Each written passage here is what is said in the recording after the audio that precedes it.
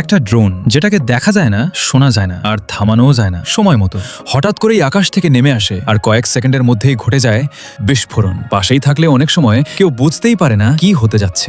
দক্ষিণ লেবানন থেকে উত্তর ইসরায়েল, পুরো সীমান্ত জুড়ে এখন যুদ্ধের চেহারা বদলে দিচ্ছে এক নতুন প্রযুক্তি। এর নাম ফাইবার অপটিক ড্রোন। সম্প্রতি প্রকাশিত একটি ভিডিওতে দেখা গেছে ছোট একটি কোয়াডকপ্টার নিঃশব্দে উড়ে এসে সরাসরি আঘাত হানে ইসরায়েলি অবস্থানে। ট্যাঙ্ক আর সেনা উপস্থিত থাকলেও তারা প্রতিক্রিয়া জানানোর আগেই ড্রোনটি বিস্ফোরিত হয়। ইসরায়েল ডিফেন্স ফোর্সেসের তথ্য অনুযায়ী এই হামলায় ১৯ বছর বয়সী এক সেনা নিহত হন, আহত হন আরও কয়েকজন। এমনকি আহতদের উদ্ধারে যাওয়া হেলিকপ্টারও পরে লক্ষ্যবস্তুতে পরিণত হয়। সবচেয়ে উদ্বেগের বিষয়, এই ড্রোনগুলোতে কোনো রেডিও সিগন্যাল নেই, ফলে প্রচলিত জ্যামিং প্রযুক্তি কার্যত কাজ করছে না। সামরিক বিশ্লেষকদের মতে কম খরচে তৈরি এই প্রযুক্তি এখন হয়ে উঠছে অপ্রতিসম যুদ্ধের শক্তিশালী অস্ত্র। একসময় যুদ্ধ মানে ছিল ট্যাঙ্ক আর যুদ্ধ বিমান, কিন্তু এখন একটি ছোট ড্রোনই পুরো সীমান্তকে অস্থির করে তুলতে পারে। এমন আপডেট পেতে ভিডিওতে লাইক দিন আর নতুন তথ্য পেতে চ্যানেলটি সাবস্ক্রাইব করতে ভুলবেন না।